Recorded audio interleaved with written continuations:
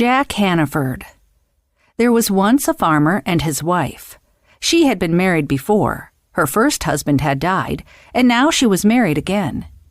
They lived on a remote farm in the west of England, and what a pair of fools they were. Which of them was the most foolish?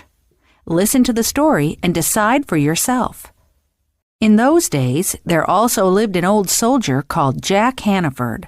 His coat was old and he was poor, but nobody thought that Jack Hannaford was stupid. He was sly like a fox. When he left the army, he walked all around the country looking for ways to play his tricks. After he had traveled for some time, he came across the farm belonging to the pair. He knocked on the door of the house, and a moment later the wife answered. She looked him up and down, quite astonished, because few strangers were able to make the difficult journey to their home. "Where did you come from?" she asked. Jack looked up at the pale blue sky, and he said, "I came from heaven." "My goodness," she said. "Did you see my husband there?" The farmer's wife was talking about her first husband, the man who had died. "Oh, yes, I got to know him well when I was staying in heaven," said Jack. "And how is he doing?" asked the woman. "He is fine," replied the old soldier. "He works hard sewing and mending clothes for the saints and angels. But even so, he sometimes doesn't have enough money to eat." "And did he send me a message?" she asked. "Yes, he did. That is why I've come here. He asked me to bring back some money for him so that he can spend his days in paradise more comfortably." On hearing this, the poor woman's heart almost broke with pity. "I'll give him anything he wants. He's a good man, God bless him," she said. Then she went to the chimney where the couple's savings were kept hidden. She took out 2 pieces of gold and 5 pieces of silver, which in those days was a lot of money.